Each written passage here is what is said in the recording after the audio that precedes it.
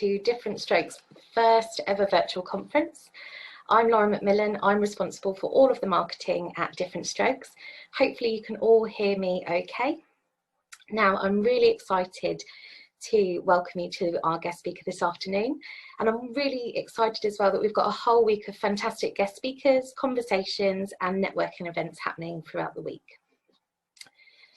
So we will be recording today's session, but please be assured that everything that you talk about in the chat or any questions that you ask will remain anonymous. Do feel free to use the chat. If you're new to Zoom, as I think a lot of us are in recent months, just scroll your cursor down towards the bottom of the screen and select chat. And if you want to give it a go now, have a practice, let me know where you're watching us from this afternoon or what beverage you've got. I know I've got a cup of tea here ready ahead of our amazing speaker. So let me introduce that incredible speaker.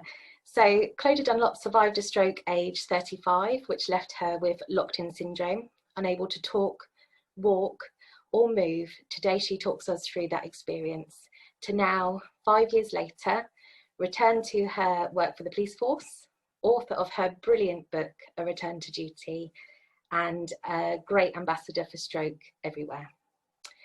So later on after the talk, we will be answering your questions. Some of you have submitted some beforehand, so thank you for that.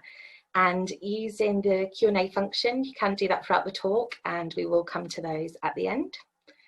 Personally, I've heard about Clodagh since I started working at Different Strokes. A lot of people have mentioned her talks that she does up and down the country. And last year I got in contact with her and asked her to take over our Instagram for a week, which she did in January. At Different Strokes, we love the positivity of Clodagh's story. Every experience is different, but it shows that you can beat the odds that you're given. So when it came to planning this conference, Clodagh was the lady on our mind. And without further ado, we can't do proper round of applause, but give her a round of applause in your kitchen or wherever you are. I'll introduce the lady of the hour, Clodagh Dunlop. Hi, I'm Clodagh. Hope you can all hear me. Welcome to today's webinar. Thank you for taking time out of your day to listen to me. Stroke. What is stroke? It happens to elderly people. It paralyzes a leg or an arm on one side of the body, or at least that's the stereotype. And that is the stroke, a stereotype that I confess I believed. But 5 years ago, I learned that stroke doesn't discriminate by age, and the effects of stroke are much more devastating than a paralyzed limb. So 5 years ago, in March 2015, I was 35 years old, and I was a fit, active, frontline police officer here in Northern Ireland. My biggest challenge in life then was really just keeping up my fitness, and could I get a 7-minute running mile down to a 6-minute mile? And if I could, I was going to join an elite section within the police service that had seen no females get accepted to. But 1 month later, in April 2015, life gave me a new challenge, and it was one that I could never have expected or prepared for. I had a massive brainstem stroke, and as a result, I developed locked-in syndrome. I woke in an intensive care ward. I was still the same Clodagh, but I was a prisoner in my own body. I often think the irony of a police officer being held a prisoner. I was more helpless than a newborn baby. I had tubes going into my mouth to breathe for me, a tube up my nose to feed me, and wires coming from both my arms. My body was gripped by terrible pain, but I couldn't kick out or scream for help. I was completely paralyzed, but I could see and hear everything that was around me. A nurse, seeing that I was awake, looked at me and said, "Clodagh, you're in the Royal Victoria Hospital and you've had a stroke." A stroke?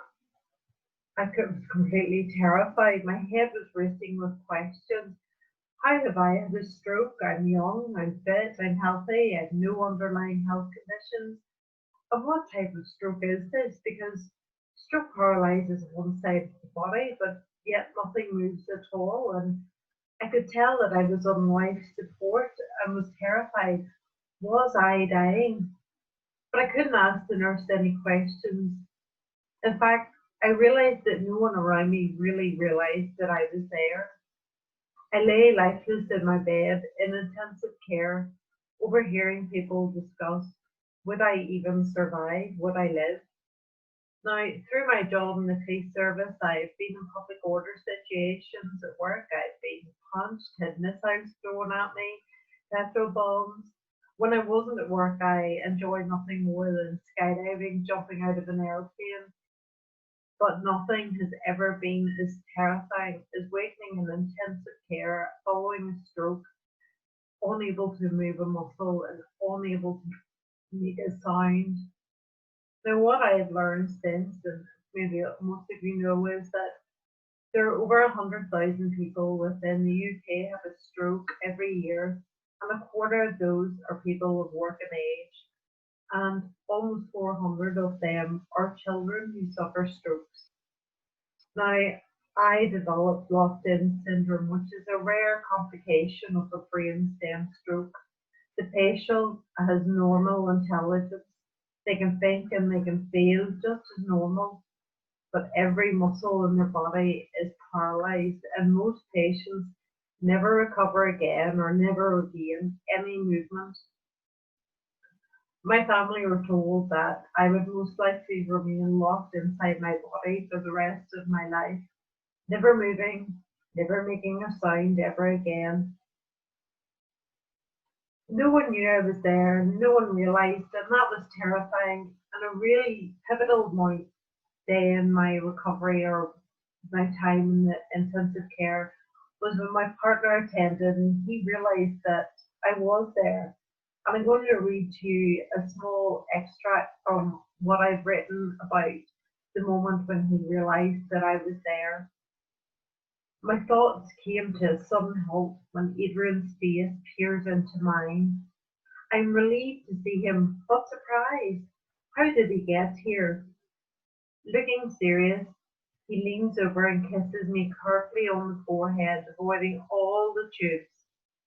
I want him to put his arms around me and to hold me tight. I want him to tell me all about the nightmare that has been happening to me since I visited him. He must have had to rush home. Someone told him I was in hospital, but who would have told him?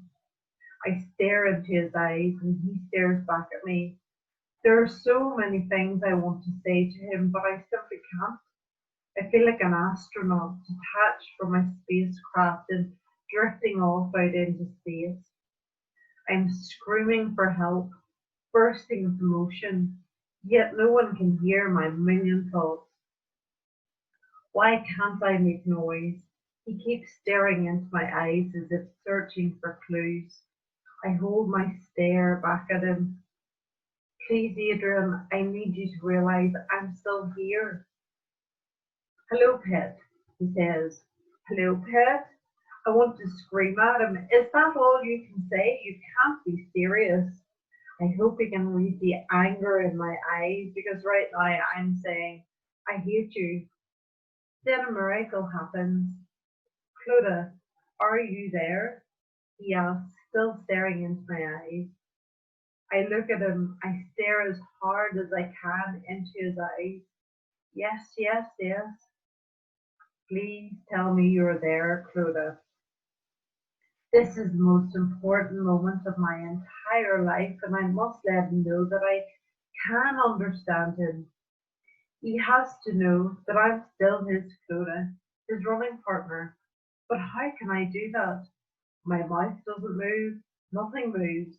I'm being held a prisoner by my own body. Adrian will make this nightmare end, but he has to know that I can still think and I can still feel. He knows me better than anybody else. The doctors and nurses have never met me before, so if he doesn't realize I'm there, how can they be expected to? I stare into his eyes, holding his gaze, praying harder than I ever have before. Please, Adrian, see life in me. His expression doesn't change and my heart sinks. Then another miracle happens. He finds a way to tell me, for me to tell him, Clodagh, if you are there, if you can hear me, blink, blink once. Can you do that? Can I? I have no idea. My eyelids have been opening and closing since I woke. But do I have any control over them? I don't know. What if I can't make myself blink? What if I just manage to flutter my eyelids? And if I do flutter my eyelids and I think 2 or 3 blinks by mistake, he won't get the message. He will think I'm brain dead like the rest of them. I can't get this wrong. If I'm going to survive, I must get this right. I shut my eyes slowly, tightly, concentrating with every ounce of energy. I wait. I count slowly. 1, 2, 3. Then very deliberately, I open my eyes as wide as I can and I look steadily at Adrian. I search his face anxiously. He smiles at me. Yes, I did it. He knows I'm here. If I could have sprung out of the bed, I'd have jumped out and hugged him. He might just have saved my life. Thank God. I can hear the relief in his voice. The worry clears from his face. Still smiling, he looks at me and puts his hand on mine, trying to avoid all the wires coming from it. I knew it, he says. Deep down, I knew it. You're just too stubborn to let a stroke beat you. I am so happy I could burst. He knows the fighting fit police officer is inside this paralysed body. Clodagh, listen to me. You will be okay. I promise you. We're going to get through this together. He says it with such certainty and such incredible positivity. There isn't a part of me doubts him. And that's the moment that my partner Adrian identified that I was still there in intensive care, and it was a wonderful moment. It was quite pivotal. And he spoke to me, and we worked out a system of communication. We developed 1 blink for yes, 2 blinks for no, 3 blinks for I love you, and just in case I was ever annoyed or upset, we threw in 4 blinks for you're a moron. Now, if you imagine all in a day, you can say yes, no, I love you, or you're a moron. How much goes on said in a day? I couldn't ask all those questions I wanted to, and I couldn't tell people what I was thinking or feeling, and I was very reliant on people asking me questions. But after weeks of being silent, speech and language therapy assessed me and issued me with an eye gaze billboard. I would spell out every day to my family that I was going to beat this illness. But I soon realized that they were just words on a spelling board, and that I needed somehow physically to be able to show them that I was determined to beat this illness. I got my opportunity when I was introduced to the world of neurophysio. It's a world that all stroke survivors get introduced to. I would be wheeled every day on my hospital bed down to the neurophysio ward, where I'd be met by 5 physiotherapists, and there I would be hoisted from my hospital bed onto a plinth. 5 physiotherapists would hold me in a seated position. My body was like that of a lifeless puppet whose strings had been cut. I needed the physiotherapist to support each part of my body. The aim was to get my brain to engage with my body. We were going to put me into a standing position, and when the physiotherapist did, I have to say I was terrified. Even my head felt like a giant bowling ball on the top of my shoulders that if they were to let go, my neck would simply break. Adrian joined us every day, and his job was to ask me, Clodagh, are you okay? And this was my opportunity to show everyone that I was willing to fight this illness with everything that I could muster. As I stood, Adrian would ask me, Clodagh, are you okay? And I always blinked yes. After as little as 30 seconds, I would become faint. Adrian kept asking, was I okay? And I continued to blink yes as my eyes closed with the drop in my blood pressure. This was my daily routine, being hoisted by 5 physiotherapists onto a plinth to put me in a standing position to try and restart my brain until I became faint. And every day I mustered everything I could in my heart and soul to stay awake for just 30 seconds. And every day I managed to increase it by 5 seconds to 35 to 45. I had shown my partner and physiotherapist that although I might have a lifeless body, I was still the same Clodagh, the same young woman who ran a 7-minute mile, working hard to get it to a 6-minute mile. I had the same determination and I was going to work at this. During rehabilitation, I was moved from the acute stroke unit in Belfast to a specialised brain injury ward, and I was assigned a caseworker when I arrived. And my caseworker spoke to me and he asked me what were my goals in hospital. And I remember spelling out to him, my goal is to leave here walking and talking. And my caseworker looked at me with real pity and he said to me, Clodagh, has no one explained to you that you've locked-in syndrome and you will never walk and you will never talk? And I spelled out to him, you're full of bullshit. I am going to walk and I will talk. And I remember him being very upset and saying, this Clodagh has to be read out in your family meeting. And I spelled to him, I'm happy for that to be read out. You can read it because I know I will talk and I will walk. But at my family meeting, when this was read out, the psychologist was there, and when he spoke, he worried I was much too positive, and he told my family that I was too positive about my condition. My partner replied to the psychologist and he said, you don't know Clodagh. She will work at this. She's not expecting a full recovery, but she will be the best that she can be, and that's all she wants from you, is to work with her and allow her to be the best that she can be. And I spelled out to the therapist, I am not afraid of failure, and I am not setting a time limit on my success or my recovery from stroke, but I will work at this. I set myself small goals, and they had to be realistic, achievable targets. No longer was it could I get a 7-minute running mile down to a 6-minute mile. They were new realistic targets. I wanted to be able to scratch my own nose. Can you imagine lying in a hospital bed, your nose being itchy, and you can't lift your hand to scratch it?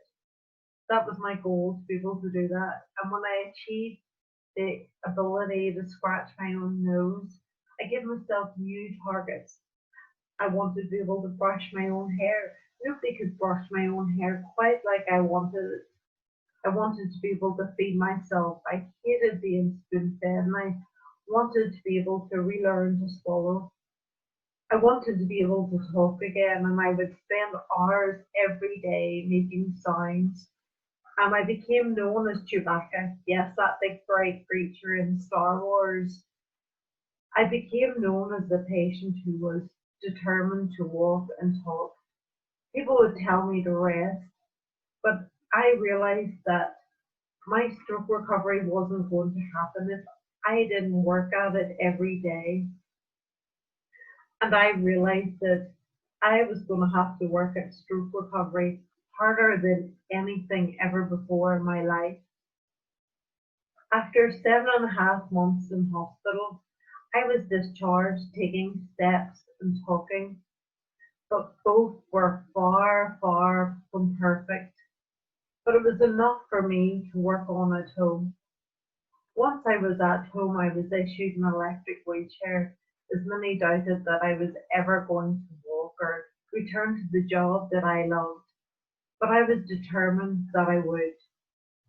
So I made stroke recovery my full-time job every day.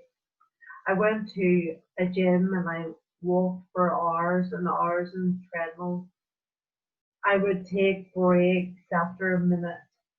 And after 18 months of having locked-in syndrome, I returned to the job I love, serving the community as a police officer. I returned to work though with disabilities. As a result of the stroke, I have right-sided weakness. I've had to learn to write again with my left hand. I've had to learn to drive an adapted car. And I recognise that I wouldn't be able to do my own job role as a frontline police officer. So I studied and I passed the National Investigators exam that allowed me to become a detective in the police service. I regularly get emails and messages on Facebook, and people ask me, how can you go from being completely paralysed to being back at work as a police officer, walking and talking? And my answer simply is, I just showed up every day. When it seemed there was no way back from a devastating stroke, every day, no matter how I felt, I just had the final willness to give a go at rebuilding my life. And I would urge you that even if you think there is no way back from stroke, just show up every day, and no matter how you're feeling, dig deep and find a willingness to work at small goals. I was a runner before stroke, and I say I will run again, but I have to set myself realistic goals. First, I had learned to sit again. I had to think of myself as a baby, and I learned to sit unaided and flint. It might have taken only 5 seconds before I collapsed, but I built on that until I was able to sit for 5 minutes unaided. And this progressed to standing, and my next goal was then to take steps, and I was able to take steps.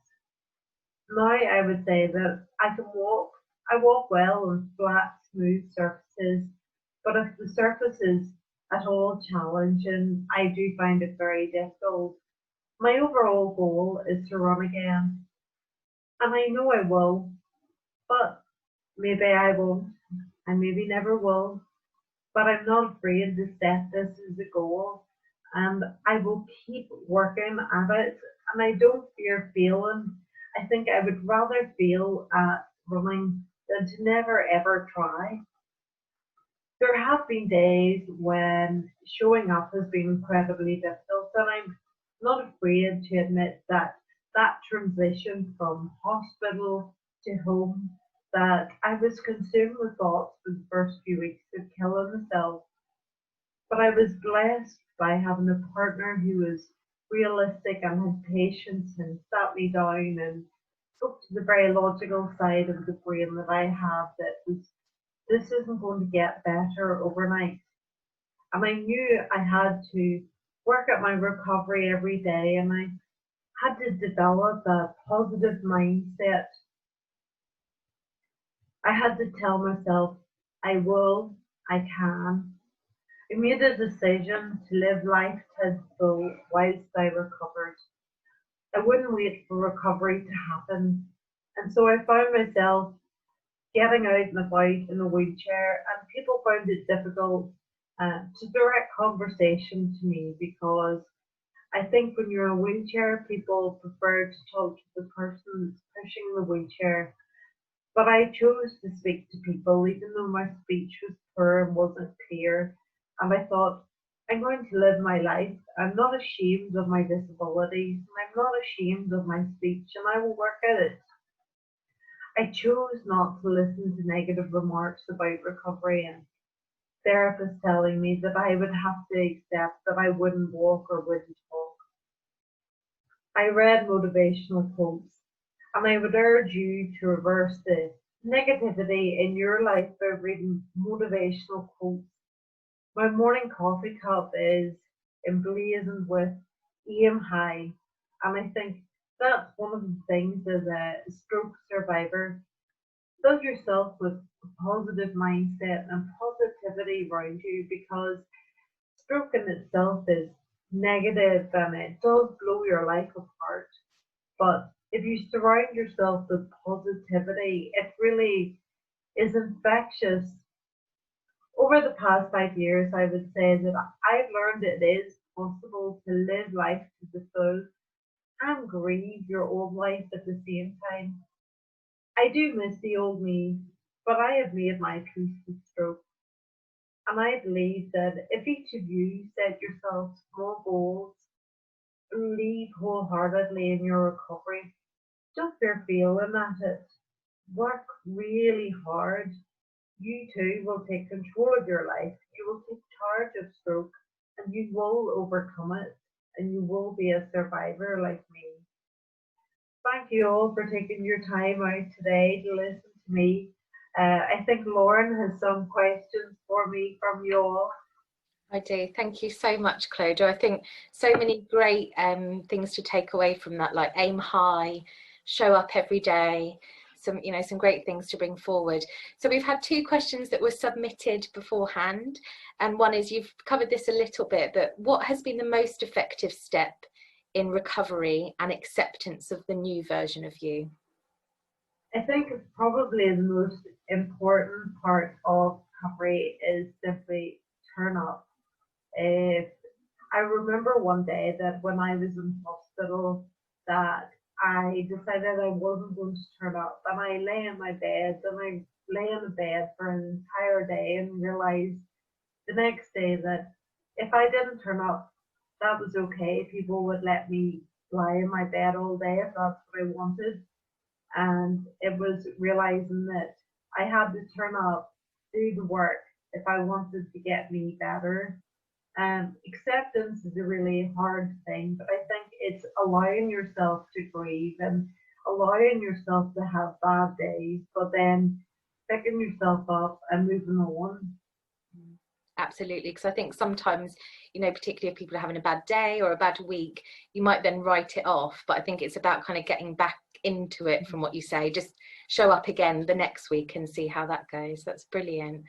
And then what was the most helpful piece of advice that you received in your recovery? I think, like most people who have a stroke, you get family members and friends telling you that you're going to be okay. But it was surrounding myself with other stroke survivors who would tell me, you're going to be okay. And even if you have disabilities, there won't be anything that you can't do. And I took real comfort in talking to survivors that were 5, 10 years down the line, who maybe had disabilities, but were living life to the full and enjoying life. Absolutely. I think it's that power of understanding, different strokes, that's all about what we do. So anyone watching who maybe feels that you could benefit, do get in touch with us for that. We've had 2 more questions come in. One is, how were your colleagues when you returned to work? Returning to work was really difficult because I myself had to accept that I was returning to a different job role. I think my colleagues were very accepting, very supportive, and I am very blessed that my employers have been supportive. But personally for me, I found it challenging, and it took me probably a year to settle back into work and accept that I couldn't do the job role within the police service that I wanted to. But I found a job role now and I really enjoy it, and I feel that I'm back serving the community and really enjoy it. Brilliant, that's fantastic. We've had a little flurry of questions here. So would you recommend the regional brain injury unit to other survivors? Definitely. I think that rehabilitation in this province is really good. The regional acquired brain injury, the therapists, the patients that they showed me, and just their general attitude was exceptional. And I believe the brain injury unit wasn't even there maybe 20 years ago, and I would have been sent home. And I think how difficult would it have been for my family to even begin to cope, and it allowed them time. My family, the therapists and the nurses were played a big role in even just helping my family adjust to what had happened, because although stroke happened to me, it does happen to your family and loved ones around you too.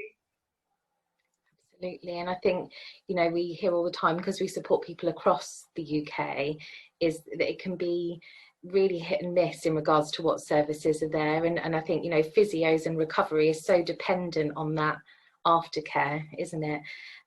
Another question is, you mentioned earlier about your locked in. Were you still there during your locked in? And has your personality changed post your stroke? From the first day I woke in intensive care, I was there. I knew that I was still the same Clodagh, just my body, my tongue didn't move. I couldn't make a sound. There wasn't a part of my body moved. Has my personality changed? No and yes. I think with the brain injury, um, the part of the region of the area where of the brain where I have damage, I do find it more difficult to control my emotions, which I would say as a survivor, I actually find the most difficult part of having the stroke. I would laugh and cry a lot more. I can't attend funerals because I'm really worried about the emotions that I would outpour, whether that be laughing or crying. But in many ways, stroke has made me more positive and more appreciative of my environment around me. I take more pleasure in being able to meet friends for coffee or being able to do simple things for myself. I do give thanks every day for all the simple things that I have that I wouldn't have appreciated in full before. Absolutely. Thank you for sharing that. And we've got one last question, unless anyone else wants to submit some, which said, did you receive occupational therapy during your rehab as well? And if so, did they work on the physical and or the mental health side too? I received occupational therapy. We worked daily on being able to perform tasks in the home, and we looked a lot at equipment that I would need, and we worked on upper limbs, and looked at splinting for the upper limbs. I still occasionally have occupational therapy referrals to, I have right sided weakness, so I wear a ham split, and I would still engage with OT. Absolutely. Thank you so much, Clodagh. Now, I know you're not looking at the chat. I don't know if you can see it, but just everyone is saying how amazing and inspirational your story is. So I want to thank you for giving your time and sharing your story with us. Now, how can people, because I know you've got this amazing book, A Return to Duty. So if people wanted to know more, where can they buy your book from? Well, this is my book, A Return to Duty. You can buy it on www.beatinglockedin.com, or it's also available on Amazon. Perfect, that's brilliant. And also social media and things, I think you're Beating Locked In and yes, I'm on Instagram as Clodagh Beating Locked In, and again on Facebook. I think it's Clodagh Beating Locked In as well.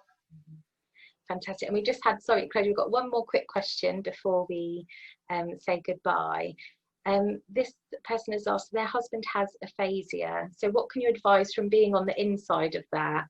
What advice would you give to this person's partner to help them?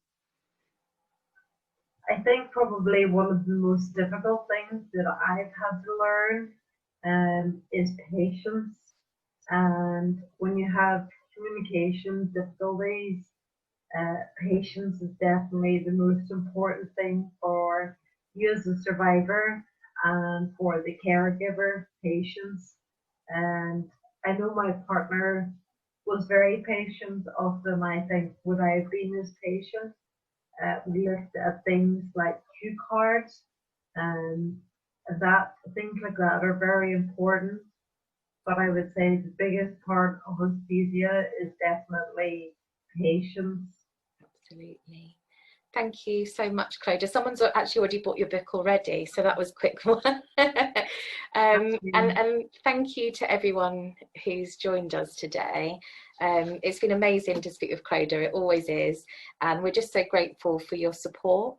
We've got more sessions coming up throughout the week with various guest speakers, so do come and join us. And if you have got any questions, just drop us a message. Our website is www.differentstrokes.co.uk. Have a great afternoon, everyone. Thank you. Thanks, Clodagh. Bye.